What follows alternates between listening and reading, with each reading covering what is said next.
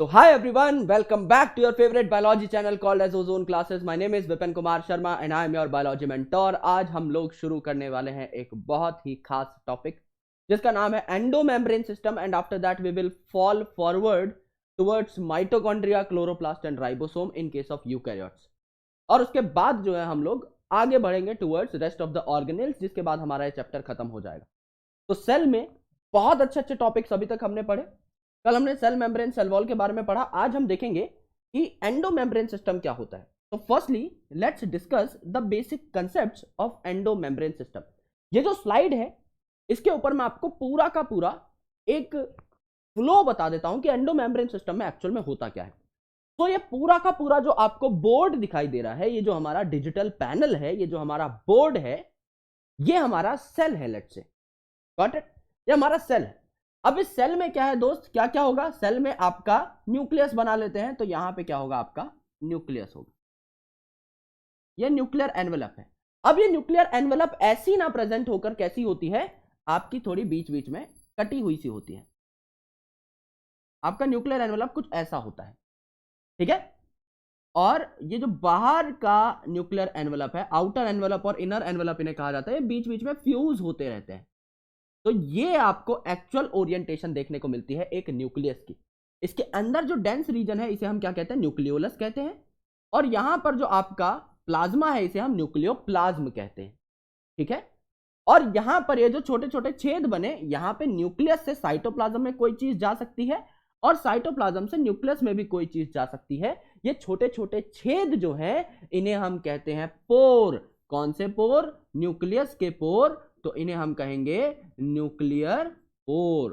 और nuclear pore के चारों ओर यहां पर कुछ होते हैं सराउंडिंग प्रोटीन। ये जो छेद है और इसके आसपास के जो प्रोटीन है, ये मिलकर के क्या बनाते हैं? Nuclear pore complex, that is called as NPC. क्या बनाते हैं? न्यूक्लियर पोर कॉम्प्लेक्स, एनपीसी, ठीक है। तो न्यूक्लियस हम ऐसा ना बना करके ऐसा बनाएंगे। बात समझ में आई? क्यों? क्योंकि जो आउटर और इनर एनवेलप है वो बीच बीच में फ्यूज्ड है, और फ्यूज होंगे तो आपका पोर बन जाएगा। देखो, ये आपकी आउटर मेम्ब्रेन थी, है ना, न्यूक्लियस की। ये आपकी इनर मेम्ब्रेन थी, ये भी आउटर मेम्ब्रेन, ये इनर मेम्ब्रेन। अब ये क्या हुआ? आउटर इनर मेम्ब्रेन यहां पे फ्यूज हो गई, आउटर इनर फ्यूज हो गई, आउटर इनर फ्यूज हो गई, आउटर इनर फ्यूज हो गई।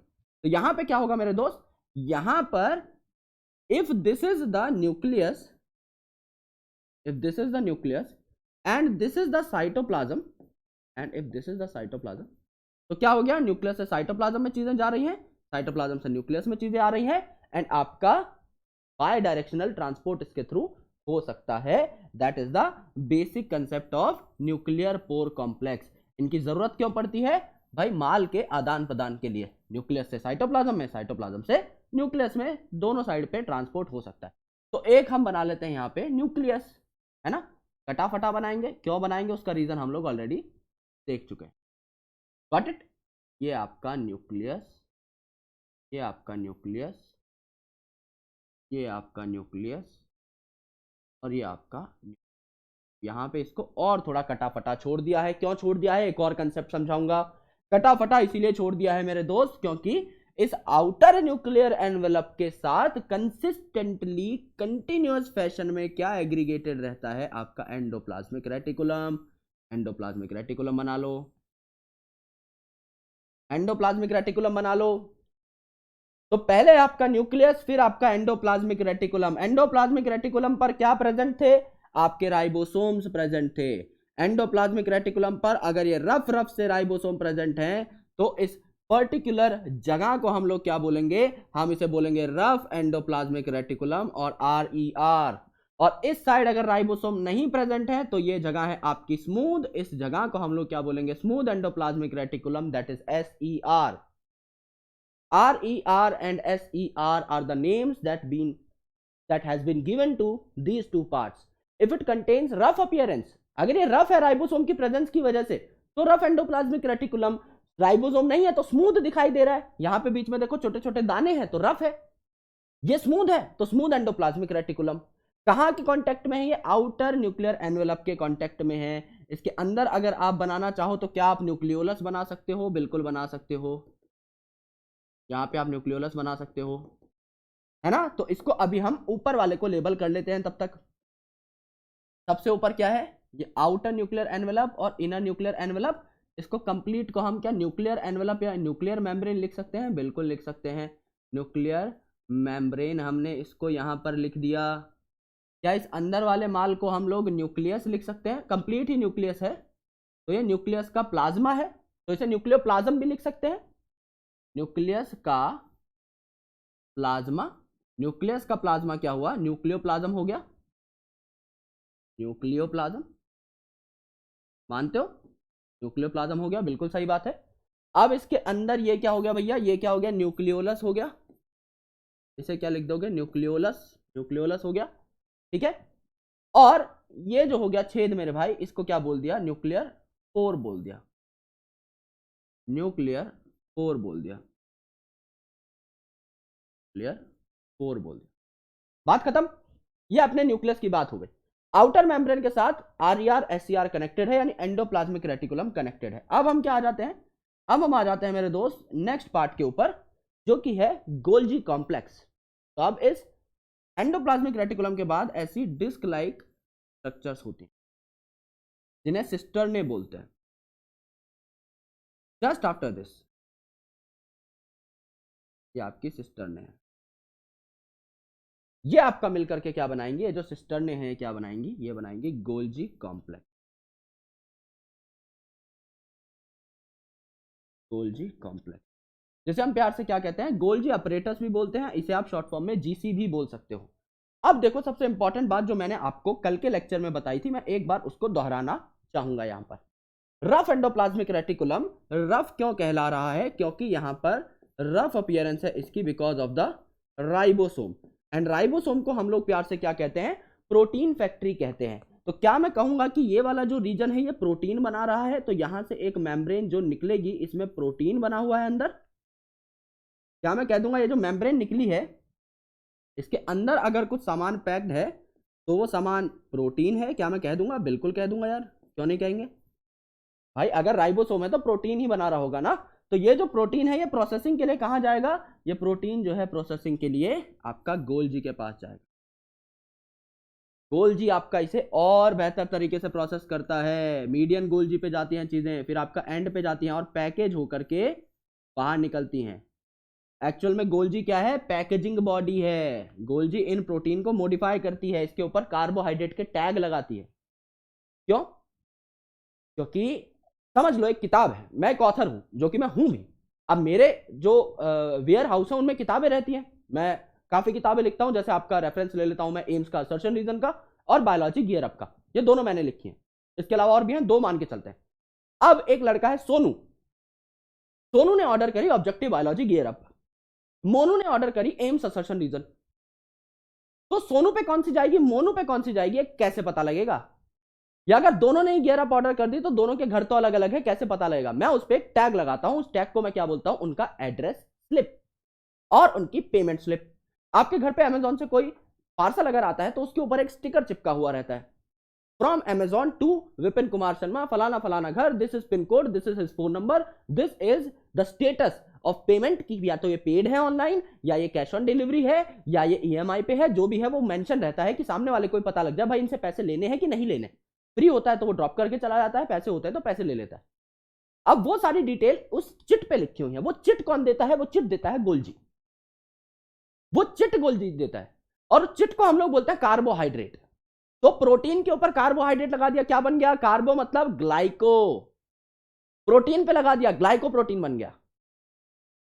कार्बो यानी ग्लाइको लगा दिया किस पे, लिपिड के ऊपर, जो कि स्मूथ एंडोप्लाज्मिक रेटिकुलम से आ रहा है, तो क्या बन गया, ग्लाइकोलिपिड बन गया।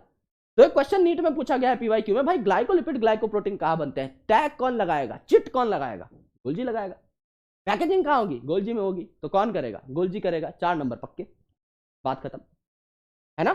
तो अब जैसे अमेजॉन वाले चिट लगाते हैं ऐसे ये एक स्पेसिफिक चिट लगाएगा, ये समझ लो, एक सही एग्जांपल दे रहा हूं, जैसे मेनोज नाम का शुगर लगा दिया एक पर्टिकुलर प्रोटीन के 6th अमीनो एसिड के ऊपर, 6th पोजीशन पर मेनोज लगा दिया, तो अब पता लग जाएगा हमारे सेल को कि ये जो मेनोज लगा है 6th पोजीशन पे, ये वाले प्रोटीन को मुझे प्लाज्मा मेम्ब्रेन पे भेजना है, ये वहां जाके काम करेगा। या ये वाला जो प्रोटीन है इसे मुझे वैक्यूल के पास भेजना है, या ये वाला जो प्रोटीन है इसे मुझे लाइसोसोम में भेजना है डिग्रेड होने के लिए, या ये वाला जो प्रोटीन है ये एंडोप्लाज्मिक रेटिकुलम के काम का है, या ये वाला जो प्रोटीन है ये न्यूक्लियस में वापस जाएगा। जैसा टैग वैसी डेस्टिनेशन। भाई अगर अमेजॉन वालों ने मेरा टैग ही लगाया है उत्तर प्रदेश का, तो उत्तर प्रदेश में पार्सल आएगा ना, हरियाणा का लगा है तो हरियाणा में पार्सल आएगा, पिन कोड लिखा हुआ है एग्जैक्ट शहर में जाएगा, तेलंगाना का लिखा हुआ है तेलंगाना में जाएगा। ऐसे ही स्पेसिफिक पोजीशन पे जो शुगर्स लगती हैं, गोल्जी जो लगाता है उस बेसिस पे वो वहां भेज देता है आपके डेस्टाइन्ड प्रोटीन को। सिमिलरली स्मूथ एंडोप्लाज्मिक रेटिकुलम में मैंने आपको कहा था कि स्मूथ एंडोप्लाज्मिक रेटिकुलम में अगर मेरे भाई देखो तो एस का मतलब क्या था, एस का मतलब था steroids, and steroids are a type of what, steroids are type of lipids. तो लिपिड और स्टेरॉइड यहां से बने ऐसे ही वेसाइकल में, और गोल्जी पे गए, स्टेरॉइड यहां पर गए, यहां से फिर आगे प्रोसेस होते हुए गए, ये भी आपके क्या हो गए फिर पैक हो गए, और ये भी आपके फिर डेस्टाइन्ड लोकेशन के ऊपर जहां भी इन्हें जाना होगा वहां पर चले जाएंगे। तो यहां पर दो चीजें हमें देखने को मिली कि ईआर में जो भी बनता है, ईआर में जो भी बनता है वो गोल्जी के पास जाता है। अब यहां पर एक बहुत बड़ी सी ऑर्गेनेल और होती है जिसको हम क्या बोलते हैं, वैक्यूल। तो भाई क्यों नहीं, ये यहां पर एक बड़ी सी ऑर्गेनेल होती है जिसको हम वैक्यूल भी बोलते हैं। अब यहां पर चीजें स्टोर होती हैं, क्या है, स्टोर हाउस है। घर में एक स्टोर हाउस होता है जिसमें चीजें ठूस ठूस ठूस ठूस के भरी होती है, यानी उसकी डेंसिटी ज्यादा है। हमेशा याद रखना, अगर मैं एक कमरे में खड़ा हूं, मैं घूम पा रहा हूं, है ना, मैं यहां पे पूरा घूम सकता हूं, क्यों, खाली है।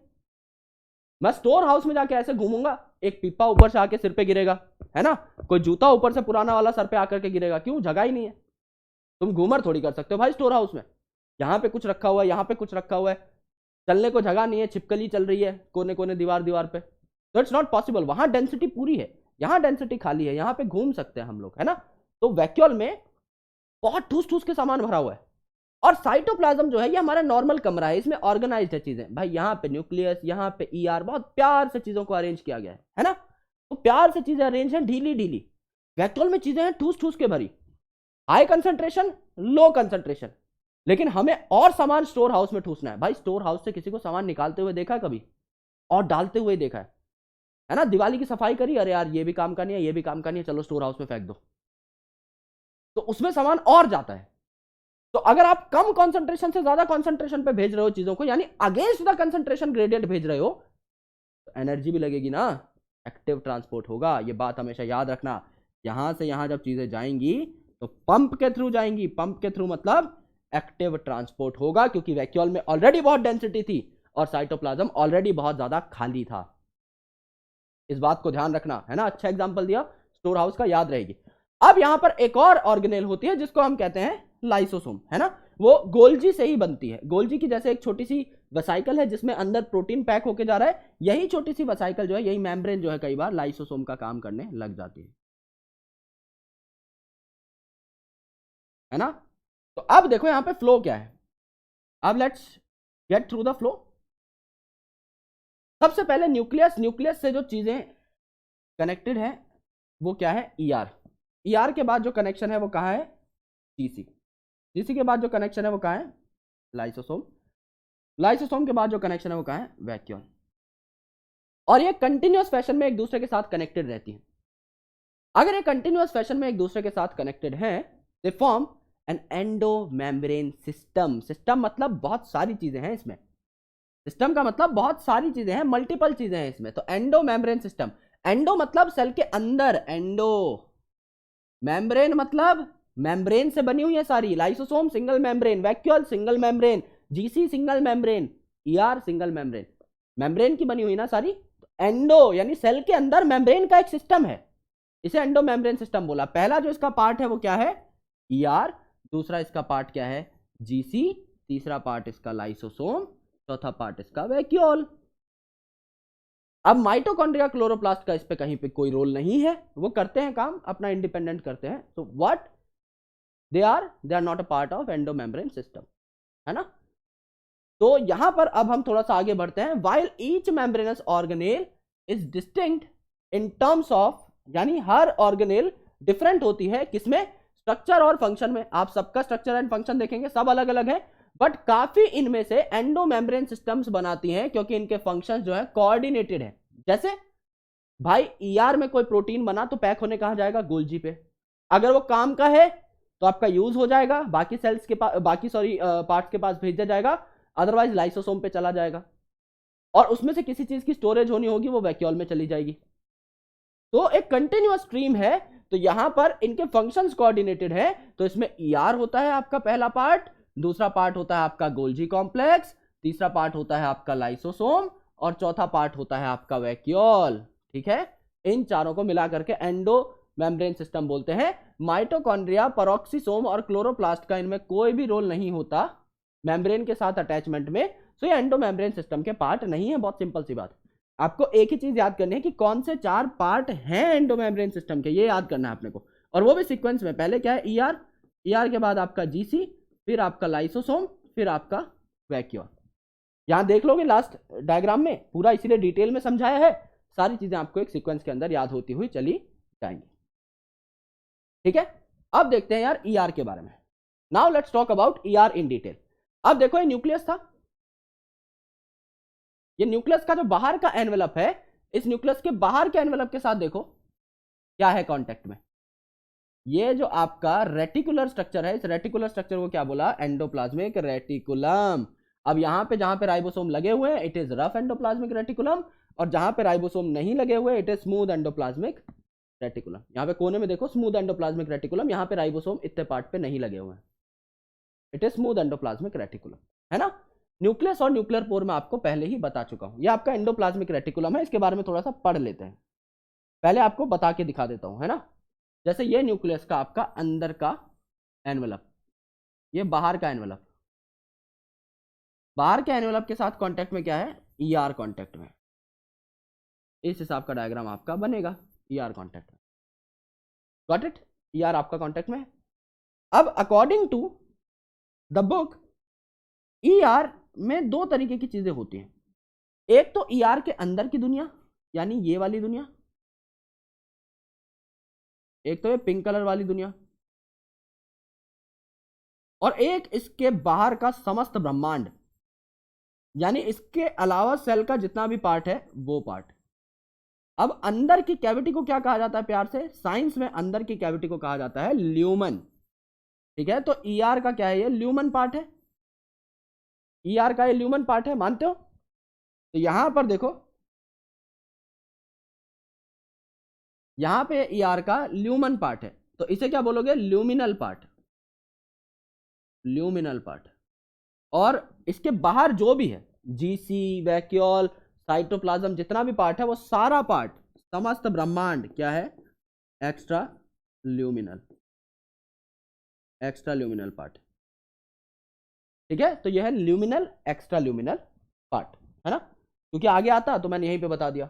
अब देखो endoplasmic reticulum, electron microscopic studies ने बताया the presence of a network और रेटिकुलम, इसीलिए इसे एंडोप्लाज्मिक रेटिकुलम बोला। रेटिकुलर मतलब इस हिसाब के स्ट्रक्चर्स, ये जो हम बनाते हैं प्यार से, that is called as the reticular structure. तो नेटवर्क या रेटिकुलम प्रेजेंट है ट्यूबुलर स्ट्रक्चर्स का स्कैटर्ड इन द साइटोप्लाज्म, है ना। ट्यूबुलर स्ट्रक्चर्स का अगर आप इनको लंबा करके देखो तो एक्चुअल में ऐसी ट्यूब है, फिर ये ऐसे जुड़ी हुई है, ऐसी ट्यूब है। तो जब ये जुड़ जाती हैं तो इनको एक कनेक्टेड वे में बनाया जाता है, that's why they are called as the reticular structure. थोड़ा डार्क पेन ले लेते हैं, है ना, रेटिकुलर स्ट्रक्चर इन्हें बोला जाता है, जो साइटोप्लाज्म में फैली हुई होती है, जिसे एंडोप्लाज्मिक रेटिकुलम कहा जाता है। ईआर जो है सेल को 2 कंपोनेंट में तोड़ता है ना। एक तो आपका ल्यूमिनल यानी ईआर के अंदर का पार्ट, ये जो है आपका जितना मैं हाईलाइट कर रहा हूं ये पार्ट है आपका ल्यूमिनल, इसके बाहर का सारा पार्ट इज एक्स्ट्रा ल्यूमिनल यानी साइटोप्लाज्म हो जाएगा। ईआर पे आपका राइबोसोम अटैच हो सकते हैं, राइबोसोम अटैच होंगे तो आप इसे क्या बोलोगे, रफ एंडोप्लाज्मिक रेटिकुलम बोलोगे, और आपका अगर एब्सेंट है राइबोसोम तो आप इसे क्या बोलोगे, स्मूथ एंडोप्लाज्मिक रेटिकुलम या एसईआर बोलोगे। ये एकदम ही बेसिक बात है जो हम बचपन से पढ़ते हुए आ रहे हैं। अब देखो ये बनाते क्या क्या है। अब आरईआर जो है ये फ्रीक्वेंटली उन सेल्स में देखा जाता है जहां प्रोटीन ज्यादा बनते हैं, ठीक है। और ये आउटर मेम्ब्रेन ऑफ न्यूक्लियस के साथ कंटिन्यूएशन में होता है, आउटर एनवेलप ही आपका आरईआर बनाता है। यहां पर एक इंपॉर्टेंट बात यह है कि आरईआर क्या बनाएगा, प्रोटीन, क्योंकि आरईआर में आर का मतलब क्या था, रफ, मैं आपको बता चुका हूं। आरईआर का मतलब था रफ। ये रफ किसकी वजह से था, राइबोसोम की वजह से। राइबोसोम का काम क्या होता है, क्या राइबोसोम मैं कह सकता हूं कि प्रोटीन बनाता है सेल के अंदर, बिल्कुल बनाता है। तो क्या ये प्रोटीन बनाता है, बिल्कुल बनाता है। तो जहां आरईआर ज्यादा वहां प्रोटीन ज्यादा, बिल्कुल ज्यादा, ठीक है। अब देखो स्मूथ एंडोप्लाज्मिक रेटिकुलम जो है ये आपका लिपिड, और लिपिड के अंदर क्या आते थे, स्टेरॉइड हार्मोन, स्टेरॉल्स, ये कहां बनेंगे, एसईआर में बनेंगे। तो एसईआर क्या बनाएगा, एस से मैंने आपको याद कराया था, एस से याद कराया था स्टेरॉइड्स, और स्टेरॉइड्स हार्मोन बनाएगा। स्टेरॉइड्स क्या है, खुद में ही लिपिड है भाई। लिपिड डिफरेंट टाइप के हैं, steroid is a type of lipid, आप पढ़ेंगे बायोमोलिक्यूल्स के अंदर, है ना। तो यहां पर क्या हो गया, स्टेरॉइड एंड लिपिड कौन बना रहा है, एसईआर, और आपका प्रोटीन कौन बना रहा है, आरईआर। ये था आपका इसके बारे में, एंडोप्लाज्मिक रेटिकुलम के बारे में। अब गोल्जी कॉम्प्लेक्स देखो।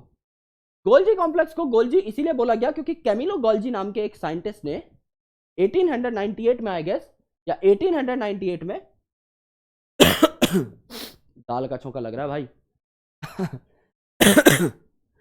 तो 1898 में इन्होंने क्या किया था, गोल्जी की डिस्कवरी करी थी। तो इनके नाम पे इनको ट्रिब्यूट देते हुए गोल्जी कॉम्प्लेक्स ही इसका नाम रखा गया, कैमिलो गोल्जी सर के नाम पे। इन्होंने देखा कि एक और डेंसली स्टेन्ड रेटिकुलर स्ट्रक्चर है नियर द न्यूक्लियस। सबसे पहले न्यूक्लियस के एकदम पास एंडोप्लाज्मिक रेटिकुलम, फिर गोल्जी, तो वो नियर द न्यूक्लियस ही कहलाएगा, ठीक है। They consist of many flat disc shape sacs और cisternae. Flat disc shape sacs जो एक दूसरे के पैरेलल हैं, इस एक को हम क्या कहते हैं, सिस्टर्नी, और ये सिस्टर्नी पैरेलल होती हैं एक दूसरे की, है ना। ये आपकी सिस्टर्नी एक दूसरे के पैरेलल होंगी। 0.5 माइक्रोन टू 1 माइक्रोन इसका डायमीटर होता है ना, 0.5 टू 1 माइक्रोन इसका डायमीटर होगा। These are stacked parallel to each other, एक दूसरे को काट नहीं रही है, पैरेलल है। Varied number of cisternae are present in Golgi complex. जैसे मैंने यहां पर 4 बनाई है, आप 6 बना सकते हैं, 10 बना सकते हैं, 2 बना सकते हैं, ये वेरिएबल होती है। गोल्जी सिस्टर्नी आपकी कंसेंट्रिकली अरेंज रहती है, ऐसा लगता है जैसे कि सेंटर पे कोई चीज रखी हुई है और इसके बाहर जैसे वाईफाई रहता है ना, वाईफाई के सिंपल जैसा, उसके सिंबल जैसा किसी ने कंसेंट्रिकली अरेंज करी है। जैसे समझ लो यहाँ पे सेंटर पे कोई चीज है, तो इस प्रकार से अरेंज है ना। तो एक सेंटर को मान के गोलाई में अरेंज होती है near the nucleus with distinct convex cis और द फॉर्मिंग फेज यानी एक फेज ऐसा होगा जिसमें ईआर से चीजें आ रही होंगी, प्रोटीन और स्टेरॉइड। जहां पे चीजें आती हैं इसे क्या कहते हैं, कन्वेक्स फेज, कन्वेक्स फेज या सिस फेज या फॉर्मिंग फेज, क्योंकि यहां पर चीजें आ रही हैं, फॉर्म हो रही हैं। और जहां पे चीजें जाएंगी मॉडिफाई होके, जहां से निकलेंगी चीजें, इसे हम क्या बोलेंगे, इसे हम बोलेंगे कॉनकेव, इसे हम बोलेंगे कॉनकेव, इसे हम बोलेंगे ट्रांस। यहां पे चीजें मैच्योर होके जा रही हैं तो फॉर्मिंग की जगह हम क्या बोलेंगे, इसे मैच्योरिंग फेज, है ना। तो यहां पे क्या है, कन्वेक्स फेज, सिस फेज या फॉर्मिंग फेज, यहां concave phase, trans phase, maturing phase. इसके बीच में जो है ये तो आपकी कन्वेक्स, ये आपका कनकेव, बीच में जो है इसे क्या बोला जाता है, मीडियन गोल्जी बोला जाता है। भाई बीच की है ना, मीडियम है, तो मीडियन गोल्जी से बोला जाता है, ये आपको देखना है, ठीक है। अब ये आपका गोल्जी है, देखो ये सिस्टर्ने है, एक ये सिस्टर्ने, एक ये सिस्टर्ने, पैरेलल ही है, कोई दिक्कत है नहीं, पैरेलल है, राइट। एक अगर आपका सिस फेज है, फॉर्मिंग फेज है, तो दूसरा आपका ट्रांस फेज होगा। यहां पे समझ लीजिए ईआर से चीजें आई तो यहां जाएंगी मीडियन पे, एक हैरार्की है, उससे धीरे धीरे पास होती हैं चीजें, और फिर एंड में यहां से निकल जाती हैं एक वेसाइकल में पैक होके, ठीक है। This is your Golgi. और भी चीजें हैं गोल्जी के बारे में जो कि उसके फंक्शंस हैं, ये देख लेते हैं। तो यहां पे एक तो आपका सिस फेज था और कॉन्वेक्स फेज था, तो दूसरा होगा कनकेव, वो सिस था तो ये ट्रांस, और वो फॉर्मिंग था तो ये मैच्योरिंग फेज। सिस और ट्रांस फेज जो है ये बहुत डिफरेंट होते हैं बट इंटरकनेक्टेड होते हैं। समझ लीजिए गोल्जी है, इस प्रकार से मैं अगर बना रहा हूं सिस फेज और ट्रांस फेज, एक एक सिस्टर्ने को मैं एक लाइन से दिखा रहा हूं, तो ये वाला एकदम ही डिफरेंट है क्योंकि यहां पर प्रोटीन और लिपिड्स आते हैं, तो ये वेलकमिंग फेज है। यहां पे मॉडिफिकेशन हल्की हल्की होती है मीडियन गोल्जी के अंदर, तो ये और डिफरेंट है। और यहां से चीजें चली जाती हैं तो ये और डिफरेंट है, ये और डिफरेंट है, ठीक है, ये और डिफरेंट है क्योंकि ये आपका मैच्योर करके चीजों को भेज रहा है, तो इनके फंक्शंस में डिफरेंस है। लेकिन यहां से कोई भी मेम्ब्रेन बाउंड वेसाइकल आके यहां पे फ्यूज हो सकती है, यहां से यहां, यहां से यहां, यहां से यहां एंड यहां से रिलीज हो सकती है। तो हैं ये इंटरकनेक्टेड बट डिफरेंट फंक्शंस हैं इनके। गोल्जी अपरेटस का प्रिंसिपल काम क्या है? The function of packaging material. तो पैकेजिंग का काम कौन करता है? आपका गोल्जी। अब चाहे वो मटेरियल पैकेज करके आपको सेल के अंदर भेजना हो, यानी इंट्रासेलुलर टारगेट हो, जैसे न्यूक्लियस के पास भेजना है, कोई रेप्लिकेशन का प्रोटीन बनाया है, नया एंजाइम बनाया है, चाहे ईआर के पास भेजना हो, चाहे वैक्यूल के पास भेजना हो, चाहे प्लाज्मा मेम्ब्रेन में भेजना हो, वो भी गोल्जी ही करेगी। और एक ऐसा टैग जो बोलेगा भाई आउट ऑफ इंडिया समझ लो यहां से कुछ शिप करना है, मैंने आपको अमेजॉन के टैग का एग्जांपल दिया था, भाई मुझे भारत में ही कुछ भेजना है, तो भारत समझ लो अपना सेल है, मेरे को एक पार्सल भेजना है, किताब भेजनी है अपने स्टूडेंट को हैदराबाद, हैदराबाद का टैग लगाया, पिन कोड लगाया, हैदराबाद पहुंच जाएगी। मुझे भेजनी है यूएस, तो अब यूएस भी तो भेजना ही पड़ेगा ना, उसके लिए रूट अलग हो जाएगा, उसका टैग अलग हो जाएगा, फिर वो यूएस चली जाएगी, कॉस्ट अलग हो जाएगी, है ना। तो आउटसाइड द सेल भी ये भेज सकता है, लेकिन पैकेजिंग होगी यहीं पे, ठीक है, पैकेजिंग होगी यहीं पर, ठीक है। जैसे पीडब्ल्यू की लाइन है ना, पढ़ लो चाहे कहीं से, सिलेक्शन होगा यहीं से। ऐसे ही यहां पर गोल्जी के लिए एक मस्त बात बोलता हूं कि माल बना लो कहीं पे, पैकेजिंग होगी यहीं से तो यहां पे ना पैकेजिंग के लिए जीसी इज रिस्पॉन्सिबल, ठीक है। जीसी जो है पैकेज करेगी आपके प्रोटीन्स को, स्टेरॉइड्स को, लिपिड्स को एंड डेस्टाइन्ड लोकेशंस के ऊपर भेज देगी टैग लगा करके, उस टैग का नाम है कार्बोहाइड्रेट, ठीक है। Materials to be package in the form of vesicle, vesicle मतलब सिंगल गोल मटोल मेम्ब्रेन का एक थैला, उसे हम वसाइकल कहते हैं, ठीक है। और वसाइकल की सबसे अच्छी बात बताता हूं आपको, आई थिंक मुझे एक स्लाइड लेनी पड़ेगी, but this concept is really important, otherwise आपको समझ में नहीं आएगा। मेम्ब्रेन की एक बहुत खास प्रॉपर्टी है दैट दे फ्यूज, क्योंकि दुनिया की हर मेम्ब्रेन, चाहे वो बैक्टीरिया की हो, चाहे वो प्रोटिस्ट की हो, चाहे वो फंगस की हो, प्लांट की, एनिमल की हो, सेल वॉल में बहुत डिफरेंस है। प्लांट की सेल वॉल देखोगे सेल्यूलोजिक है, फंगस की देखोगे काइटिन है, प्रोटिस्ट की देखोगे अलग प्रकार की है, बैक्टीरिया की देखोगे पेप्टिडोग्लाइकन है, और उसमें भी फिर डिफरेंट टाइप ऑफ बैक्टीरिया है, आर्की में सूडोम्यूरिन की है। There are different type of cell walls but cell membrane is common, protein plus lipid. तो अब समझ लो यहां पर एक सेल है, ये उसकी मेम्ब्रेन है, मैं क्या करूंगा, यहां पर मैंने एक दवाई भेजी एक मेम्ब्रेन में पैक करके, ये दोनों मेम्ब्रेन जब पास पास आएंगी ना, क्या होगा, ये मेम्ब्रेन ओवरऑल और बड़ी हो जाएगी, मेम्ब्रेन आकर के क्या होगी, यहां पर इस बाकी सेल के साथ ना फ्यूज हो जाएगी, ठीक है। और ये फिर एक पर्टिकुलर गोल शेप में ही आ जाएगी और सेल थोड़ा सा बड़ा हो जाएगा।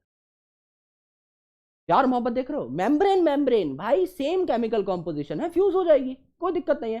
सिमिलरली अब आप यहां से कोई चीज बाहर भेजना चाहते हो तो आप पिंच ऑफ कर दोगे, पिंच ऑफ कर दो, यहां पे एक वेसाइकल बनी, पिंच ऑफ का मतलब यहां पर अब आप इस चीज को काट दोगे, है ना, यहां पे अब आप इस चीज को काट दोगे, पिंच ऑफ हो गई, तो ये अपने घर चली गई। अब ये भाई कहीं और घूम रही है, ये सेल जो है आपका नॉर्मली कहीं और घूम रहा है। जैसे बडिंग होती है ना यार, बडिंग पढ़ते हैं हम लोग रिप्रोडक्शन में, बडिंग इन ईस्ट, छोटा बर्ड है वो भाग गया, बड़ा हो गया, इंडिपेंडेंटली सर्वाइव करने लग गया, पेरेंट वैसा का वैसा है। सेम यहाँ पे पिंचिंग ऑफ हो जाती है और यहाँ पे आके फ्यूजन हो जाता है, तो ये सेल के अंदर जो सामान था ये मैंने पहुंचा दिया, है ना। तो काफी बार क्या होता है, वसाइकल बेस्ड मटेरियल ट्रांसपोर्टेशन भी होता है, आपकी कैसी दवाइयां हैं उस पर डिपेंड करता है कि वो वसाइकल से ट्रांसपोर्ट करी जा सकती है या नहीं। काफी बार क्या होता है कि लाइपोसोम मीडिएटेड ड्रग ट्रांसफर कराया जाता है पेशेंट की बॉडी के अंदर, ओके, तो इसे ड्रग डिलीवरी सिस्टम भी कहा जाता है।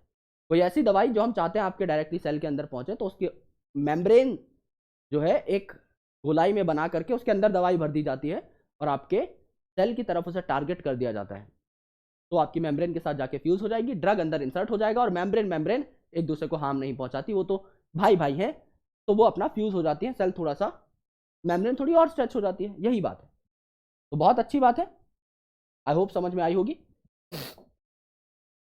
और देखते हैं दोस्त, materials to be package in the form of vesicle from ER, ER से वसाइकल में फ्यूज होकर चीजें आती हैं पहले सिस फेज पे यानी कन्वेक्स फेज पे या फॉर्मिंग फेज पे, एंड मूव टूवर्ड्स, जहां तक मैच्योर होना होता है, मैच्योरिंग फेज पे या कनकेव फेज पे, या फिर आपका और भी जो काफी सारे नाम थे, ट्रांसफेज, वो भी आप ले सकते हो, है ना। यानी जो हमने फ्लो बताया कि यहां पे ईआर था, ईआर से चीजें कहां आई, सिस फेज पे आई और ट्रांसफेज से होते हुए निकल गई। This explains why Golgi complex remains in close association with endoplasmic reticulum. इसीलिए ईआर और जीसी पास पास थे, क्योंकि ईआर से जो भी निकलेगा, चाहे वो प्रोटीन हो, स्टेरॉइड हो, चाहे वो लिपिड हो, वो पहुंचेगा पैकेजिंग के लिए गोल्जी के ऊपर ही। अब एक सवाल आता है, number of proteins synthesized by ribosome on endoplasmic reticulum are modified in the cisternae of Golgi apparatus before they are released from the transphase. This is important site of formation of glycoprotein and glycolipid. मैंने इस चीज को क्या कहा था, प्यार से tagging कहा था। अब तुम इसे कुछ भी कह सकते हो, मैंने इसे टैगिंग कहा था, और एक्चुअल में the word is tagging. Scientific biological word जो है इट इज टैगिंग, ठीक है। तो एक्सेप्टेड वर्ड है, ऐसा नहीं सर ने बोल दिया कि अमेजोन का टैग लगा है, नहीं, दिस इज द वर्ड। अब कॉम्प्लेक्स बायोलॉजी जब पढ़ोगे आगे चल के, साइटोलॉजी जब आप पढ़ोगे in graduation post graduation, you will come through this word, that is tagging. तो ग्लाइकोप्रोटीन ग्लाइकोलिपिड क्यों बने भाई, लिपिड कहां से आए, स्मूथ एंडोप्लाज्मिक रेटिकुलम से, उस पर क्या लगा दिया, कार्बोहाइड्रेट का टैग, ग्लाइको वर्ड जुड़ गया। प्रोटीन कहां से आए, रफ एंडोप्लाज्मिक रेटिकुलम से, उसके ऊपर कार्बोहाइड्रेट लगा दिया, ग्लाइको जुड़ गया, बात खत्म। टैगिंग की यही तो बात की थी, बहुत सिंपल तरीके से वी गॉट द कॉन्सेप्ट, ठीक है। और आगे देखते हैं भाई क्या हो रहा है। लाइसोसोम पे आ गए। लाइसोसोम की कहानी 2 लाइन के अंदर समझा देता हूं, बात ही खत्म। उसके अलावा मुझे नहीं लगता इसमें कुछ भी मिलेगा। लाइसोसोम है आपका ये एक unit membrane bound organelle. Unit membrane मतलब सिंगल मेम्ब्रेन, यूनिट मतलब 1, सिंगल मेम्ब्रेन बाउंड ऑर्गेनेल है। और यहां पर लगा हुआ है एक पंप। पंप बोल दिया तो यहां से कुछ आ रहा होगा। यहां से क्या आ रहा है, यहां से साइटोप्लाज्म से प्रोटॉन आ रहा है। प्रोटॉन क्या करता है, किसी भी जगह को एसिडिक बनाता है। तो यहां पर हम कह सकते हैं कि प्रोटॉन्स यहां पर आकर अक्यूमुलेट हो जाएंगे in this particular lysosomal chamber. तो क्या यहां पर पीएच कम हो जाएगा, बिल्कुल कम हो जाएगा भाई। एसिडिक कंडीशन मतलब पीएच कम है ना, तो एसिडिक कंडीशन अगर ज्यादा है तो पीएच कम हो जाएगा, बिल्कुल हो जाएगा। बाहर अगर आप बात करें साइटोप्लाज्म की, बाहर अगर आप बात करें साइटोप्लाज्म की, तो हम क्या कह सकते हैं, पीएच यहां पर कंपैरेटिवली ज्यादा है, यस, यानी एसिडिटी यहां पर कंपैरेटिवली क्या है, कम है, यस। और यही हमें समझना है। यहां पर लगभग 5 के आसपास पीएच आपको देखने को मिलता है, 4.5 से 5 के आसपास पीएच आपको देखने को मिलता है। और इस 5 पीएच के ऊपर ही इस लाइसोसोम के अंदर के जो एंजाइम्स हैं, हाइड्रोलिटिक एंजाइम्स, वो एक्टिवेट हो जाते हैं। एंजाइम्स कैसे हैं आपके, लाइटिक एंजाइम्स हैं। लाइटिक मतलब तोड़ने वाले। किसको तोड़ देंगे, किसी भी चीज को पकड़ के तोड़ देंगे। कोई भी बायोमोलिक्यूल बोल दो, ऐसा कोई बायोमोलिक्यूल नहीं जो लाइसोसोम ना तोड़ पाए, इसीलिए इसे सुसाइडल बैग कहा जाता है। क्या कहा जाता है, सुसाइडल बैग है। समझ लो कोई आपको धमकी दे रहा है ना, कोई आपको धमकी दे रहा है, बम से उड़ा दूंगा, उसे जेब से निकाल के दिखाओ, ले भाई बम जेब में रखा हुआ है, तो इसको कौन डरा सकता है, समझ रहे हो मतलब। किसको कोई धमकी देगा, एसिड है मेरे पास, प्रोटीन तोड़ देता हूं, ले भाई ये रहा एसिड, निकाल के दिखाया, भाई ये तोड़ देता हूं न्यूक्लिक एसिड, ले भाई ये भी तोड़ सकता हूं मैं, भाई लिपिड तोड़ दूंगा, ले भाई लिपिड भी तोड़ ले, कार्बोहाइड्रेट तोड़ दूंगा, माइलेज भी है भाई, लो तोड़ लो। जो चीज तोड़ना चाहते हो वो ये तोड़ के दे देगा, एनीथिंग। 4 हमारे मेजर टाइप ऑफ बायोमोलिक्यूल्स है। प्रोटीन को तोड़ने के लिए इसके पास प्रोटीएज है, न्यूक्लिक एसिड को तोड़ने के लिए इसके पास न्यूक्लिएज है, लिपिड को तोड़ने के लिए इसके पास लाइपेज है, कार्ब्स तोड़ने के लिए यानी कार्बोहाइड्रेट तोड़ने के लिए इसके पास अमाइलेज है। ये सब तोड़ सकता है,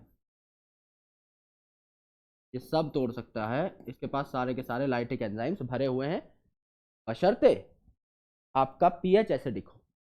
साइटोप्लाज्म के पीएच पे नहीं तोड़ पाएगा, नियरली न्यूट्रल पीएच पे नहीं तोड़ पाएगा। एसिडिक पीएच है तो तोड़ देगा। अब एसिडिक पीएच मेंटेन करने के लिए इसने एक मोटर लगा रखी है, पंप लगा रखा है इससे साइटोप्लाज्म से प्रोटॉन भेजता रहता है। अब आप बोलोगे कि सर साइटोप्लाज्म के प्रोटॉन यहां भेज देगा तो साइटोप्लाज्म में प्रोटॉन कम हो जाएंगे, है ना। बायोकेमिस्ट्री इतनी सिंपल नहीं है दोस्त। साइटोप्लाज्म में ऐसे हजारों रिएक्शंस होते हैं जिनसे प्रोटॉन बनते हैं, उनमें से कुछ यहां भेज देगा। वो अपनी स्टेबिलिटी को हार्म नहीं करेगा। दानी और त्यागी में फर्क है मेरे भाई। अगर मैं 1 करोड़ रुपए कमाता हूं, जस्ट फॉर रेफरेंस, और मैं किसी को 2 लाख रुपए दे देता हूं, दान है, क्योंकि मेरे पास स्टिल 98% ऑफ माई इनकम है ना, वो दान है। मैं 1 करोड़ कमाता हूं, मैं 2 लाख रखता हूं, 98% डोनेट कर देता हूं, वो त्याग है, क्योंकि अब मैंने अपनी लग्जरी त्याग दी। अब 98 lakhs में I could purchase literally anything, है ना, जो मतलब कि एक अच्छी जिंदगी जीने के लिए भारत में जो चाहिए वो 98 लाख में बहुत प्यार से आ जाएगा। अब मैंने उस चीज को लात मार दी, अब त्याग। तो ये त्याग नहीं करता साइटोप्लाज्म, ये दान करता है। कितना चाहिए? अच्छा इतना चाहिए, आप इतना दे दो, लो भाई, पंप से फेंक दिया, अपना काम करो, जिंदा रहो, बस। सस्टेनेबिलिटी के लिए देगा, मस्ती नहीं करने देगा। समझो इस चीज को। अगर मैं समझ लो तुम्हारी पढ़ाई स्पॉन्सर कर रहा हूं, तो तुम्हें 1 लाख रुपए नहीं दूंगा, है ना, तो 1 1 रुपए का फिर हिसाब चाहिए रहेगा। अरे भाई क्या खरीदा? किताब खरीदी, अच्छा मैं किताब ही खरीद दूंगा। पेरेंट्स करते हैं ना, भाई हो सकता है ये गांजा वांजा सूंघ ले भाई, 1000 रुपए का आजकल बहुत सारे वेंडर्स घूम रहे हैं, तो बच्चा बोले सर किताब चाहिए, किताब ही लो भाई, तुम सीधा किताब लो, पैसा नहीं देंगे। Same cases here. प्रोटॉन चाहिए, प्रोटॉन ले लो, बस बात खत्म, पंप बंद। उसके बाद और चाहिए होगा तो मांग लेना, तुम्हारी हैसियत देख के तुम्हारे हिसाब से ही देंगे कि कितनी तुम्हें जेन्युइन जरूरत है। That's how it works. अब मुझे नहीं लगता कुछ बचा होगा, देखो these are membrane bound vesicular structure, गोल मटोल मेम्ब्रेन बाउंड स्ट्रक्चर है, इसे वेसाइकल बोल दिया, जो कि गोल्जी से बनता है, इसीलिए गोल्जी के बाद सबसे पहले यही बनाया था, ये बात वहीं पे हो गई थी। Isolated lysosomal vesicles have been found very rich in almost all type of hydrolytic enzyme, कोई भी तोड़ने वाला एंजाइम यहां पर है, जैसे कि लाइपेजेस जो लिपिड तोड़ेंगे, प्रोटीएजेस प्रोटीन तोड़ेंगे, कार्बोहाइड्रेजेस या अमाइलेजेस आपके कार्बोहाइड्रेट तोड़ेंगे, न्यूक्लियेजेस न्यूक्लिक एसिड तोड़ सकते हैं।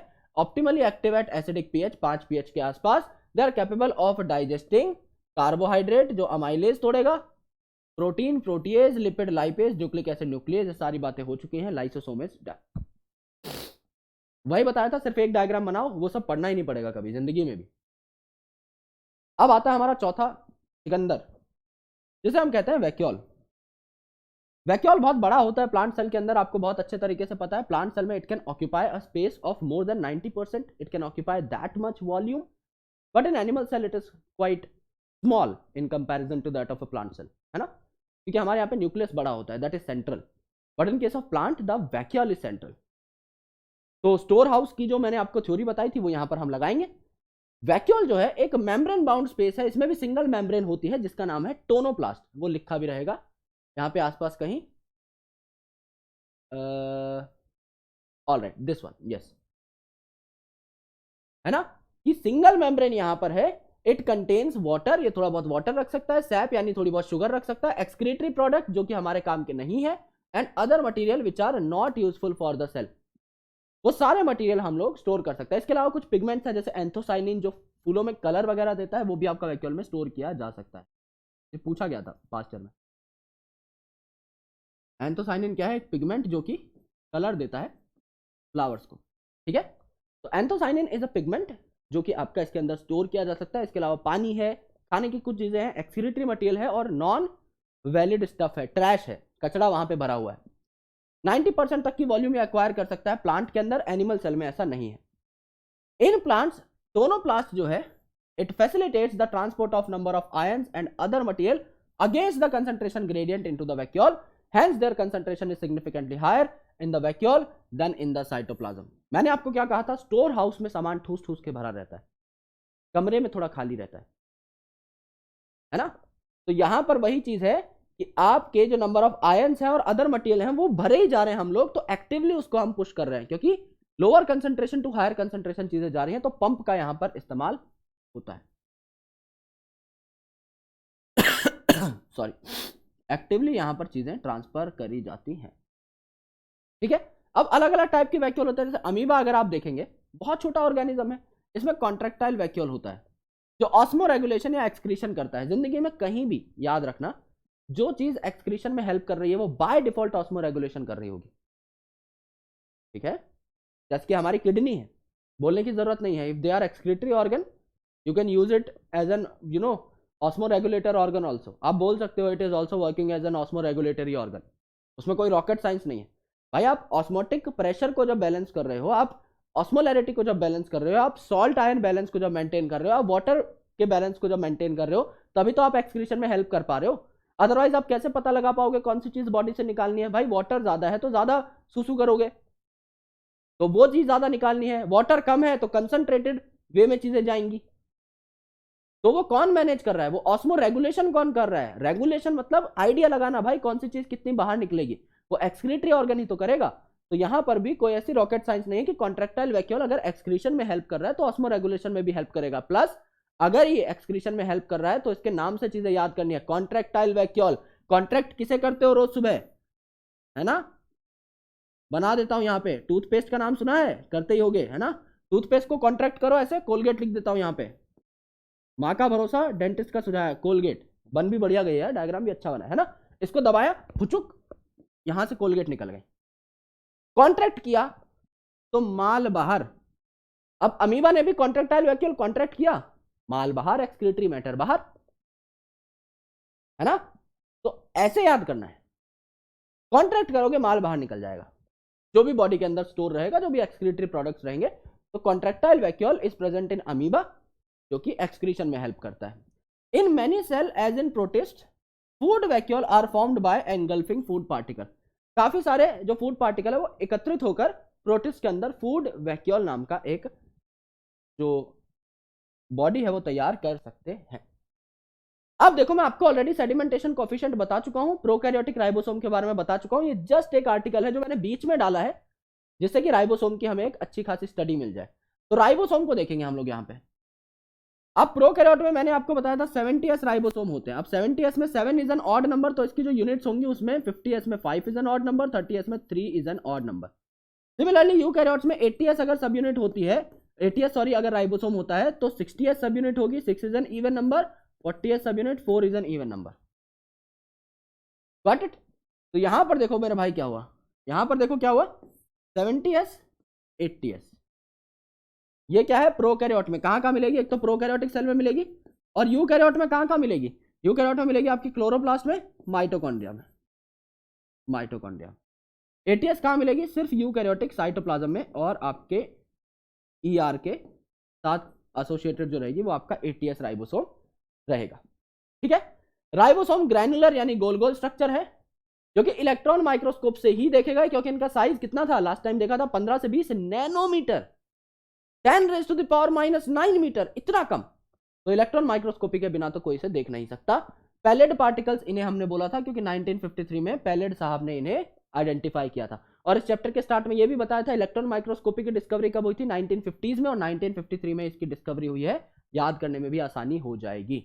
दे are composed of ribonucleic acid.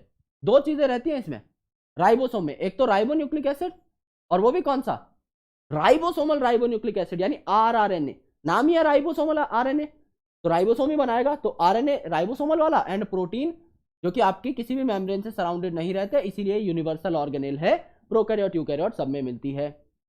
Eukaryotic ribosome 80s होते हैं, ये हमें पता है। प्रोकैरियोटिक राइबोसोम 70s होते हैं, ये भी हमें पता है। हर राइबोसोम में 2 सब यूनिट होती हैं, एक बड़ी एक छोटी। जो आपका 80s है इसमें 60s 40s यूनिट है, और जो आपका 70s है इसमें 50s 30s यूनिट है। S is called as the Svedberg unit, जिसे सेडिमेंटेशन कोफिशिएंट बोला जाता है। इसीलिए डायरेक्ट सम नहीं होता, बट ये आपका एक डेंसिटी मेजर इसे कह सकते हैं। यानी 30-50 बोलोगे 80 होना चाहिए सर, 70 कैसे? 40-60 बोलोगे सर 100 होना चाहिए, 80 कैसे? ये मैंने आपको बताया था कि अगर आप एक ट्यूब में इन्हें रखते हो, तो अगर यहां पर सबसे हल्का है आपका 40, सबसे उससे थोड़ा भारी है आपका 60, तो इनको मिला करके 100 वाला ऐसा नहीं है प्रोपोर्शनली होगा, वो यहां कहीं पर पाया जाए 80। तो दोनों की शक्ति मिलकर 100 नहीं होगी, 80 के आसपास होगी इन टर्म्स ऑफ डेंसिटी। ये बात यहां पर कही जाती है। इसे सेडिमेंटेशन कोफिशिएंट कहा जाता है, इसलिए इनके पीछे लगा है S। बात समझ में आई? ये आपकी जैसे छोटी सब यूनिट है, या आपकी बड़ी सब यूनिट है, मिल करके क्या बना लेते हैं?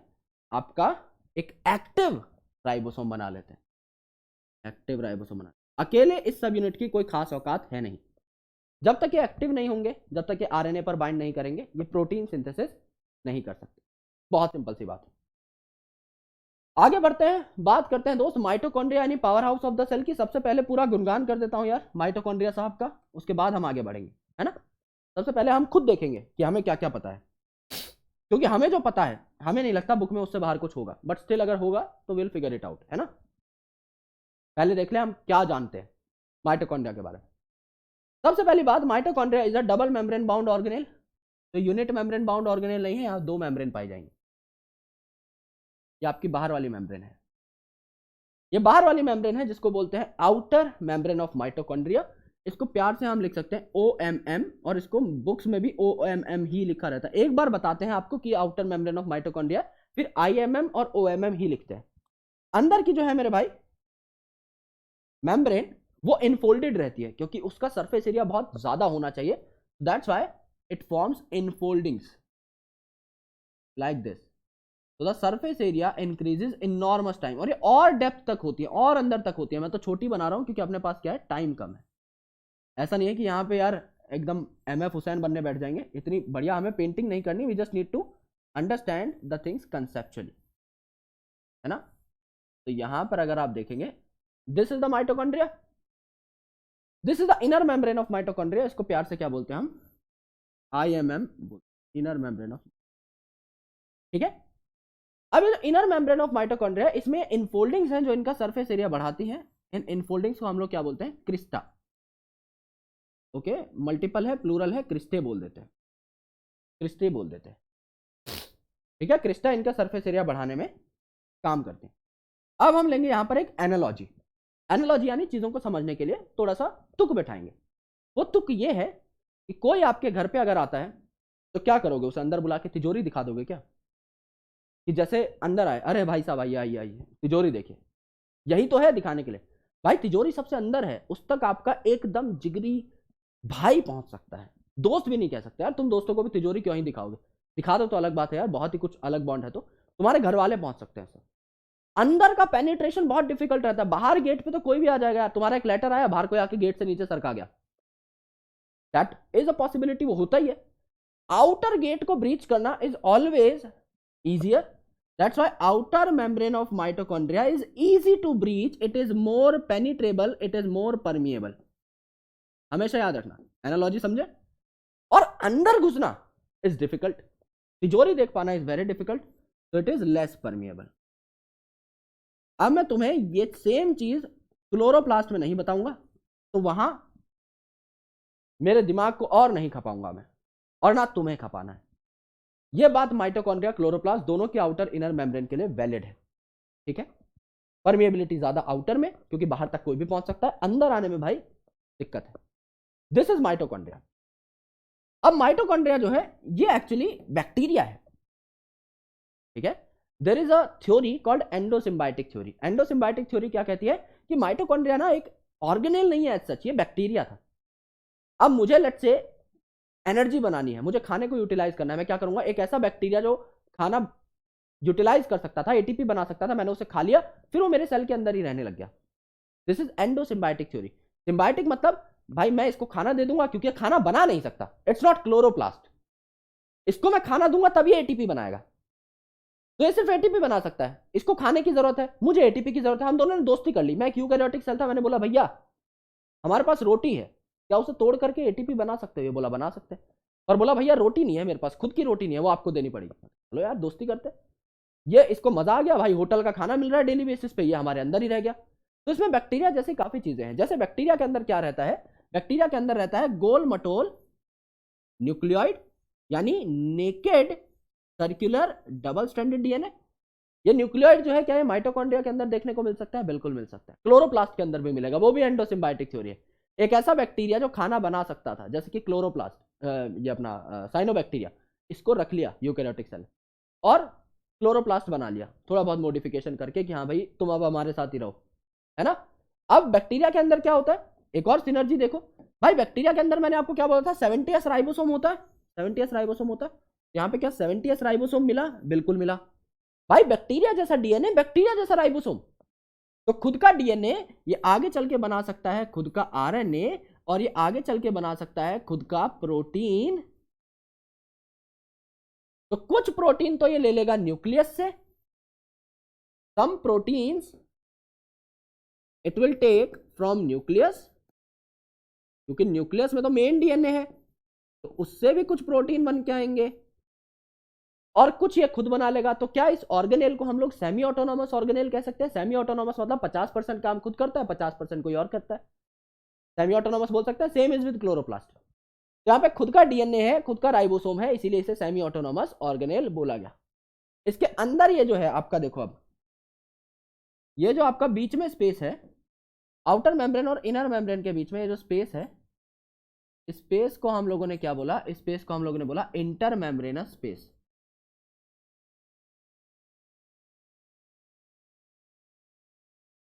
Inter membranes space, inter membranes space इसे कह दिया। और अंदर ये जो आप चीज देख रहे हो, ये जो भैया यहाँ पे मेन जो दारोमदार है, जैसे सेल का साइटोप्लाज्म होता है, ऐसे माइटोकॉन्ड्रिया के अंदर के इस प्लाज्मा को हम लोग क्या कहते हैं? Mitochondrial matrix. माइटोकॉन्ड्रियल मैट्रिक्स, इस मैट्रिक्स के अंदर एंजाइम प्रेजेंट होते हैं। तो जैसे हमारे सेल का जो कोर आपका काम धंधे करने वाला पार्ट है, दैट इज साइटोप्लाज्म, तो ऐसे यहां पर आपका मैट्रिक्स पाई जाती है। और बाहर की साइड अगर आप देखोगे, है ना, यहाँ पे इनर मेम्ब्रेन अलग काम करेगी, इसमें इलेक्ट्रॉन ट्रांसपोर्ट सिस्टम चलती है, आउटर मेम्ब्रेन अलग काम करेगी, तो इनकी मेम्ब्रेन की जो एंजाइम कॉम्पोजिशन है वो भी अलग अलग है। Got it? ये आपका बेसिक स्ट्रक्चर है। इसके बाद बहुत कम चीजें रहती हैं जो आपकी बचती हैं, उनको एक बार देख लेते हैं। देखते हैं भाई माइटोकॉन्ड्रिया में क्या क्या रहता है। माइटोकॉन्ड्रिया को आपको स्पेसिफिकली स्टेन करना पड़ेगा, क्योंकि इसका साइज थोड़ा सा कम है। तो आप इसे स्पेसिफिकली स्टेन करेंगे तो ही आप इसको माइक्रोस्कोप पे देख पाएंगे, क्योंकि सेल इतना बड़ा है आपको एग्जैक्टली नहीं पता लगेगा कहां पे वो आपका माइटोकॉन्ड्रिया है। तो आप एक स्पेसिफिक डाई डालोगे, सिर्फ माइटोकॉन्ड्रिया कलरफुल हो जाएगा, बाकी सेल आपका ट्रांसपेरेंट रहेगा। उस डाई का नाम है जानस ग्रीन। तो अगर माइटोकॉन्ड्रिया नाम की जानू को देखना है तो जानस ग्रीन तो डालना पड़ेगा दोस्त, तब जाके आपका माइटोकॉन्ड्रिया हरा भरा हो जाएगा। जानस ग्रीन डाला, माइक्रोस्कोप के अंदर दिख जाएगा। अब माइटोकॉन्ड्रिया का नंबर वेरिएबल हो सकता है पर सेल। अगर कोई सेल बहुत ज्यादा मेहनत करता है, उसे ज्यादा एनर्जी चाहिए, ज्यादा माइटोकॉन्ड्रिया लगेंगे। जैसे फ्लाइट मसल ऑफ बर्ड, सबसे ज्यादा माइटोकॉन्ड्रिया वहां मिलते हैं। और कोई सेल नॉर्मली पड़ा हुआ है, कम माइटोकॉन्ड्रिया में भी काम चला लेगा। तो फिजियोलॉजिकल एक्टिविटी पे डिपेंड करता है कि कितनी एनर्जी की रिक्वायरमेंट है, उतने ही माइटोकॉन्ड्रिया प्रेजेंट होने चाहिए। In terms of shape and size also variability होती है। जैसे आप देखेंगे कॉमन जो माइटोकॉन्ड्रिया वो सॉसेज शेप है। आपने मीट का एक टुकड़ा देखा होगा, टॉम एंड जेरी में भी आता था, है ना, वो एक मोटा सा जो डॉग था उसमें वो कई बार खाता रहता था, that is called as sausage. यहाँ पर अगर आप इसको रंग बिरंगा करना चाहें तो रंग बिरंगा भी कर सकते हैं। ब्राउन कलर का ये आपका सॉसेज का मीट का टुकड़ा आपको देखने को मिलता था। आई होप अब आपको समझ में आ रहा होगा कलर करने के बाद। This particular thing which I am drawing over here is called as sausage. ठीक है, ये आपका सॉसेज कहलाता है। तो सॉसेज जैसा ये होता है। डायमीटर आप यहां पर देखेंगे तो क्या हो जाएगा? डायमीटर हो जाएगा यहाँ पे 0.2 to 1 माइक्रोन। 0.2 to 1 माइक्रोन, यानी मीडियम अगर आप निकालो तो क्या बोलोगे? आधा माइक्रोन। आधा माइक्रोन, एवरेज आधा माइक्रोन निकल गया। एंड लेंथ आपका 1 से 4.1 माइक्रोन, 1 to 4.1 माइक्रोन। 1 से 4.1 का अगर एवरेज निकालो तो क्या होता है? लगभग 2.5 के आसपास होता है। यानी 0.5 से 2.5 माइक्रोन इसकी क्या रहती है? ओवरऑल डायमेंशंस रहती है। अब आते हैं स्ट्रक्चर के बारे में। तो माइटोकॉन्ड्रिया डबल मेम्ब्रेन है, हम सबको पता है। डबल मेम्ब्रेन बाउंड स्ट्रक्चर है, एक आउटर मेम्ब्रेन है, एक इनर मेम्ब्रेन है ना, जो कि इसे दो कंपार्टमेंट्स में बांट देती है। एक तो आउटर कंपार्टमेंट है, एक इनर कंपार्टमेंट है। अपने आप चला जाएगा यार ये। ओके, इनर कंपार्टमेंट जो है इसे हम क्या कह रहे थे? मैट्रिक्स कह रहे थे। और आउटर कंपार्टमेंट जो दो मेम्ब्रेन के बीच में था उसे इंटर मेम्ब्रेनस स्पेस कह रहे थे, है ना। आउटर मेम्ब्रेन जो है ये कंटिन्यूअस लिमिटिंग बाउंड्री बनाती है, एकदम कंटिन्यूअस है ऑर्गेनेल में। लेकिन इनर मेम्ब्रेन जो है ये इनफोल्डेड रहती है, इसका सरफेस एरिया ज्यादा है, ये क्रिस्टा बनाती है। ठीक है, अब जो क्रिस्टे हैं ये सरफेस एरिया बढ़ाते हैं। ठीक है, जो दो मेम्ब्रेन है डिफरेंट है, मैंने आपको बताया था। तो इनके स्पेसिफिक एंजाइम होते हैं जो इनके साथ एसोसिएटेड रहते हैं। माइटोकॉन्ड्रिया एरोबिक रेस्पिरेशन की साइट है। रेस्पिरेशन मतलब खाना ऑक्सीडाइज कैसे होगा? खाना बना तो लिया, अब रोटी से एनर्जी बनानी है, एटीपी बनाना है, तो that is called as aerobic respiration. तो एनर्जी बनाते हैं in the form of ATP, इसीलिए इसे power house of the cell कहा जाता है। इनके अंदर सिंगल सर्कुलर डीएनए भी होता है, न्यूक्लियोइड जैसा। इनका खुद का आरएनए भी ये बना सकते हैं, और राइबोसोम भी इनमें होते हैं, यानी खुद के प्रोटीन भी बना सकते हैं। इसीलिए इन्हें क्या बोला जाता है? सेमी ऑटोनॉमस ऑर्गेनेल बोला जाता है। और सबसे बड़ी बात कि ये फिजन से डिवाइड भी कर सकते हैं। एक माइटोकॉन्ड्रिया दो माइटोकॉन्ड्रिया बना सकता है, जैसे बैक्टीरिया डिवाइड करता है। तो काफी सारी कॉमन चीजें हैं इनमें बैक्टीरिया जैसी, जैसे 70S राइबोसोम, खुद का नेकेड डीएनए, और फिजन से डिवीजन। ये सारी चीजें माइटोकॉन्ड्रिया में होती हैं। ये आपके माइटोकॉन्ड्रिया का स्ट्रक्चर है। ये आउटर मेम्ब्रेन, ये अंदर वाला मेम्ब्रेन जो कि आपकी फोल्डेड है, इस फोल्डिंग को हम कहते हैं क्रिस्टा। आउटर इनर मेम्ब्रेन के बीच में इंटर मेम्ब्रेनस स्पेस, और सेंटर पे ये आपकी मैट्रिक्स। ये हो गई आपकी माइटोकॉन्ड्रिया की स्ट्रक्चर। अब बात करते हैं क्लोरोप्लास्ट की। तो पहले क्लोरोप्लास्ट भैया को भी जानेंगे खुद से, फिर आगे बात करेंगे। अब क्लोरोप्लास्ट भैया को जाना है तो हरी भरी शक्ल बनानी पड़ेगी इनकी। सबसे पहले बना लेते हैं एक गोल मटोल सा स्ट्रक्चर जो कि है इनकी आउटर मेम्ब्रेन। अब इनकी इनर मेम्ब्रेन में सरफेस एरिया बढ़ाने की हमें कोई खास जरूरत नहीं है, तो हम क्या करते हैं, अंदर वाली मेम्ब्रेन भी ऐसे ही बना लेते हैं, थोड़ी प्यार से अंदर वाली मेम्ब्रेन भी इनके साथ साथ बना लेते हैं।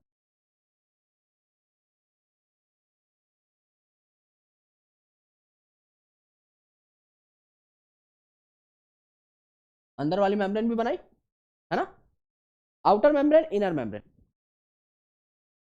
अब देखते हैं, अब आउटर मेम्ब्रेन इनर मेम्ब्रेन के अंदर, चलो पहले इनको लिख लेते हैं। Outer membrane of chloroplast OMC, inner membrane of chloroplast IMC, inter membranes space, inter membranes space, that is IMS, जो कि माइटोकॉन्ड्रिया में भी हमने बनाया था। सेंटर पे जो आपका अब ये जगह है जिसे हम माइटोकॉन्ड्रियल मैट्रिक्स बोल रहे थे, सेल में साइटोप्लाज्म बोल रहे थे, न्यूक्लियस में न्यूक्लियोप्लाज्म बोल रहे थे, उसे यहां पर हम क्या बोलते हैं, स्ट्रोमा।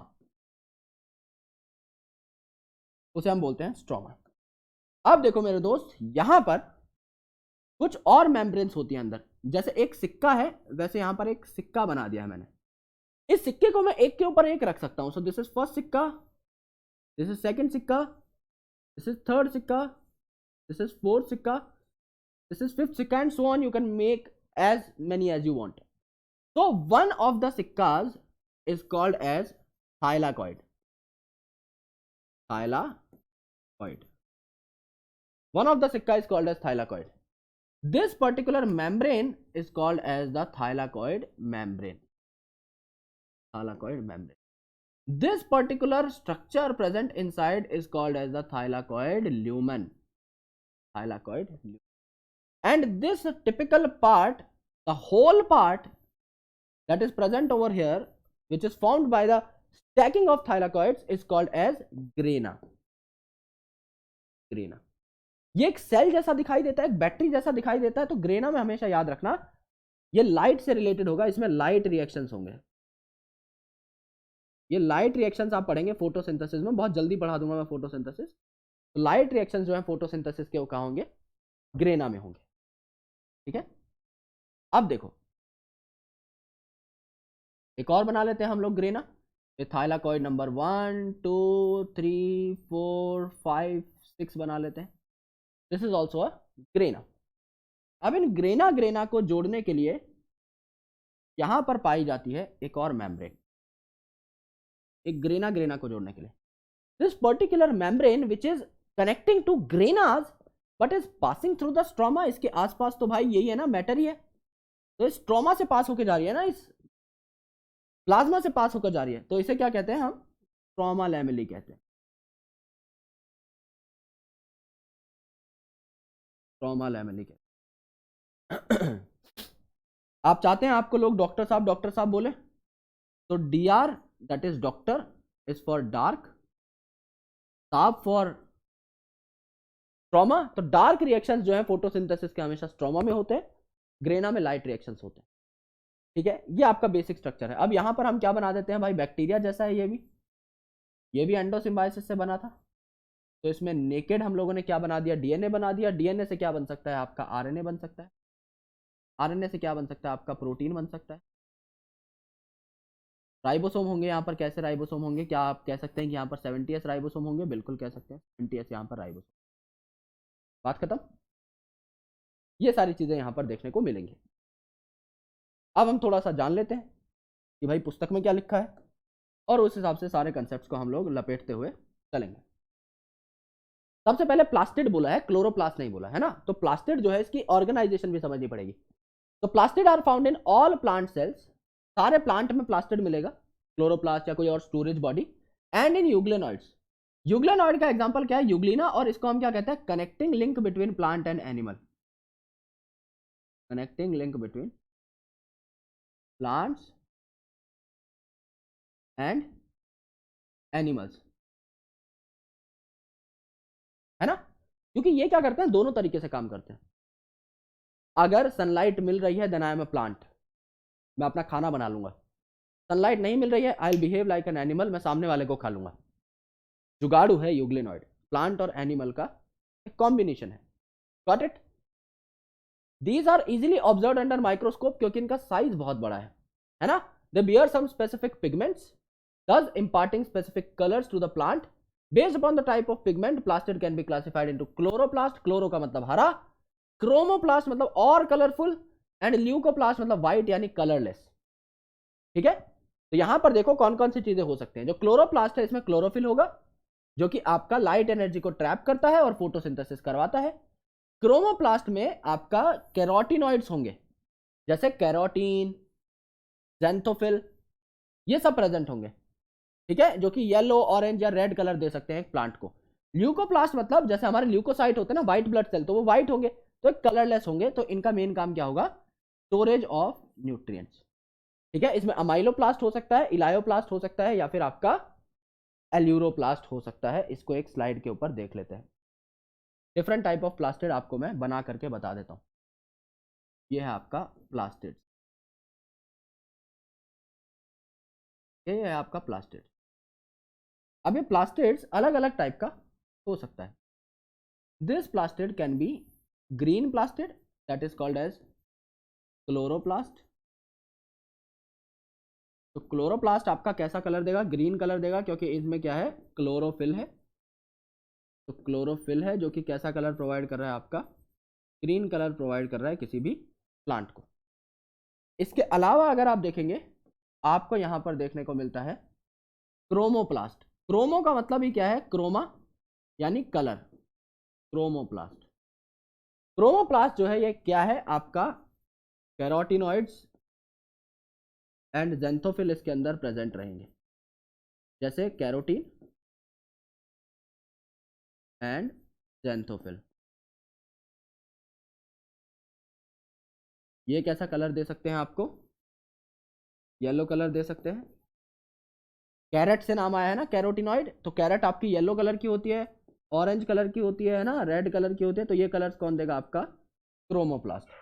इसके अलावा अगर आप देखें तो आपका यहां पर आपको देखने को मिलेगा ल्यूकोप्लास्ट, ल्यूकोप्लास्ट।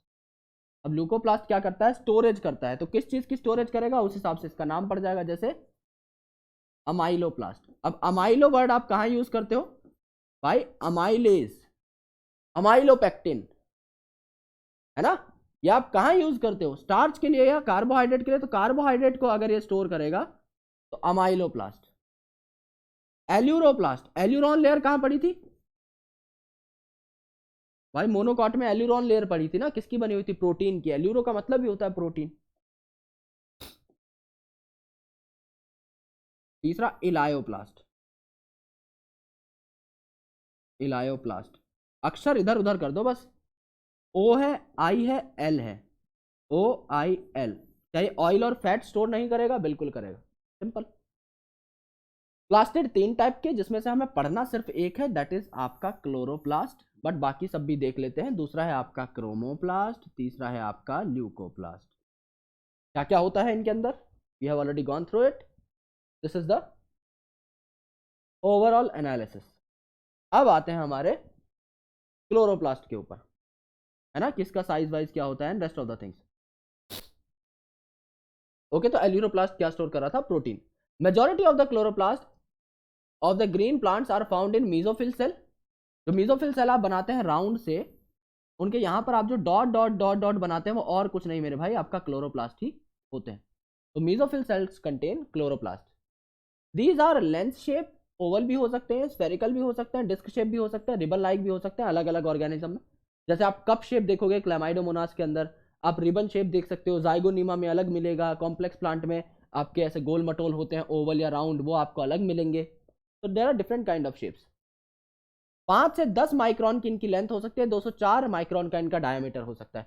माइटोकॉन्ड्रिया से कंपेयर करो, 2 से 4 माइक्रोन है तो एवरेज क्या निकला, 3 माइक्रोन। वहां पे क्या था आपका, आधा माइक्रोन, यानी 6 गुना बड़ा है आपका क्लोरोप्लास्ट। यहाँ पे 5 से 10 माइक्रोन यानी 7.5 माइक्रोन की एवरेज लेंथ आ रही है। वहां पे कितनी आ रही थी माइटोकॉन्ड्रिया में, 2.5 माइक्रोन की एवरेज लेंथ आ रही थी, यानी 3 गुना बड़ा। यानी 3 गुना लंबाई में बड़ा, 6 गुना चौड़ाई में बड़ा। एवरेज अगर आप देखो 5 गुना बड़ा है माइटोकॉन्ड्रिया से। कहने के लिए mitochondria is power house. Length में और ब्रेथ में कौन बड़ा है, हमेशा याद रखना, कौन बड़ा है, क्लोरोप्लास्ट। ठीक है।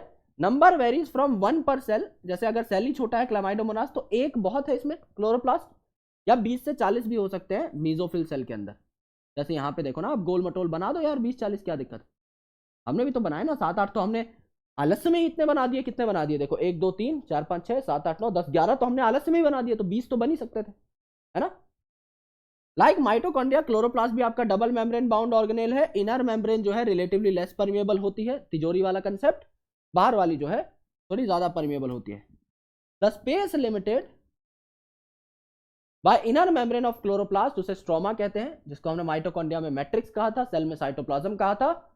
और यहां पर थाइलाकॉइड नाम के छोटे छोटे सिक्के होते हैं मेम्ब्रेन के, जो स्ट्रोमा में पाए जाते हैं। और ये सिक्के जब एक के ऊपर एक अटैच हो जाते हैं तो इन्हें आप क्या कहते हो, ग्रेना कहते हैं। ठीक है। ऐसी मेम्ब्रेन जो कि इन ग्रेना को कनेक्ट करेगी, इन्हें क्या कहते हैं हम लोग, स्ट्रोमा लेमेली कहते हैं। The membrane of thylakoid encloses a space, जिसे हम ल्यूमन कहते हैं, thylakoid lumen. Stroma of chloroplast contain enzyme require for the synthesis of carbohydrate and protein, जिसे डार्क रिएक्शन कहते हैं, वो स्ट्रोमा में होता है। डॉक्टर साहब ट्रिक से याद कराया था। It contain small double standard circular DNA, bacteria जैसा, खुद के राइबोसोम 70s। और यहाँ पर थाइलाकॉइड के अंदर ही पिगमेंट होते हैं, जो कि हम बहुत डिटेल में पढ़ेंगे फोटोसिंथेसिस में। तो यहाँ पे पूरा ना भी याद करो ना, पूरा क्लोरोप्लास्ट भी छोड़ दो तो भी काम चल जाएगा भाई, है ना। तो भी कोई दिक्कत नहीं है। 70s आपके यहाँ पर क्या होते हैं, राइबोसोम होते हैं। साइटोप्लाज्म में 80s हुआ करते हैं ईआर के साथ। बात खत्म। देखो यहाँ पे क्या बनाया हुआ है, ये एक जो सिक्का है इसे थाइलाकॉइड बोला, इसके अंदर को ल्यूमन बोला, इसकी मेम्ब्रेन को थाइलाकॉइड मेम्ब्रेन बोला, इस पूरे को ग्रेना बोला, इसको पूरे को एक ग्रेना बोला। दो ग्रेना को कनेक्ट करने वाली मेम्ब्रेन को स्ट्रोमा लेमेली बोला, इस साइटोप्लाज्म को क्या बोला, स्ट्रोमा बोला। ये इनर मेम्ब्रेन, ये आउटर मेम्ब्रेन, बीच में इंटर मेम्ब्रेन स्पेस, यही बात है सारी की सारी। इसके अलावा आपको कुछ नहीं मिलेगा। ठीक है भाई। अभी गिर जाता मैं पीछे की साइड में, सही बता रहा हूँ, पैनल टूट जाता मेरा। ओके चलो, गॉट इट। काफी एनर्जेटिक लेक्चर था, आई होप मजा आया होगा। बना बना के पढ़ते हैं ज्यादा मजा आता है। बायोमोलिक्यूल में और मजा आ जाएगा, सेल बायोलॉजी में और मजा आ जाएगा, जब हम बहुत अच्छे तरीके से सेल डिवीजन को समझेंगे। These topics are really interesting. I really enjoyed making this video. I hope the energy got translated to you. The sore throat is still there. I guess I can make more energetic videos for you guys. And I am on my words. मुझे लगता है कि इससे 10x better output निकल सकता है, एक बार मैं पूरे तरीके से रिकवर कर जाऊं यार, है ना, वीकनेस से। तो इससे बहुत अच्छे लेक्चर्स और बनेंगे। ये भी यार बहुत अच्छा है, क्योंकि मेरे को इतनी उम्मीद नहीं थी कि जब मैं इतना अच्छे लेक्चर को डिलीवर कर दूंगा बहुत अच्छे तरीके से, बट हो गया है यार। तो I am really happy for myself and for you also that you got a lecture which would be like seen by a lot of students, thousands of students on daily basis. और वो बहुत अच्छा lecture है। मुझे काफ़ी खुशी होती है जब एक ऐसा लेक्चर तैयार होता है तो। और जब पूरे तरीके से अच्छा हो जाऊंगा यार, जब गले में चिल्ला के बोल पाऊंगा, तो कुछ और एनर्जी लेवल आपको देखने को मिलेगा। 5-7 दिन हम तब तक और बियर करते हैं। मुझे फॉलो कर लीजिएगा दोस्त, Vipin Sharma biology is my official Instagram ID. यहाँ पर जाकर के मुझे फॉलो कर लीजिए, अपना सर मार दीजिए एक बार प्लीज़ इस इंस्टाग्राम हैंडल पे। और ओजोन क्लासेस नाम का हमारा टेलीग्राम चैनल है, इस पर भी आप जुड़ सकते हैं। नीचे डिस्क्रिप्शन में सबका लिंक मिल जाएगा, आप लोग कनेक्ट हो सकते हैं, है ना। चलिए भाई, धन्यवाद, शुक्रिया, जय हिंद। मिलता हूँ आपसे अगले सेशन में, जहाँ ये चैप्टर खत्म हो जाएगा। स्लाइड्स ऑलरेडी तैयार हैं दोस्त, आप देख सकते हैं आगे क्या क्या करना है हमें। साइटोस्केलेटल करना है, एक बार रिव्यू कर लेते हैं। साइटोस्केलेटल है, सिलिया फ्लैजिला है, देन आई गेस न्यूक्लियस है, एंड क्रोमोसोम एंड माइक्रोबॉडी बची होगी शायद, क्योंकि राइबोसोम पहले कर चुके हैं हम लोग। क्रोमोसोम है सॉरी, माइक्रोबॉडी बची है। ठीक है यार, 10-12 स्लाइड है, आई थिंक 40-50 मिनट का लेक्चर बनेगा और आपका चैप्टर खत्म। फिर बढ़ेंगे यार माइटोसिस मियोसिस एक एक लेक्चर में, उसको ज़्यादा खींचने का कोई फ़ायदा नहीं है। And then we will move towards the biomolecules. कोशिश करेंगे अगले 10 दिन में ये पूरा कंप्लीट हो जाए, उससे पहले ही हो जाएगा बट कोशिश करेंगे अगले 10 दिन में पूरी यूनिट खत्म हो जाए, because it forms the base of a lot of units. तो अगर ये बेस भी तैयार हो रहा है ना हमारा, इससे बेटर और कुछ नहीं है, क्योंकि आपको पता लगेगा कि ये आपको प्लांट फिजियोलॉजी में कितना हेल्प कर रहा है, एनिमल फिजियोलॉजी में कितना हेल्प कर रहा है। तो इस बेस को बहुत अच्छा बनाना है ना। बाद में तो if you want to do a chapter of physiology in 2-3 days, that would be very fine for me, है ना, वो आराम से हो सकता है, कोई दिक्कत नहीं। और एनाटॉमी इन फ्लावरिंग प्लांट्स भी यार साथ साथ कराना पड़ेगा, तो उसका भी एक पैरेलल मैं जो लेक्चर है वो लगा दिया करूँगा हर 2-3 दिन में एक बार, जिससे वो तुम्हारे ऊपर बर्डन ना रहे। आप सब लोगों को बहुत बहुत शुक्रिया, और मिलता हूँ आप सब लोगों से अगले सेशन के अंदर। जय हिंद।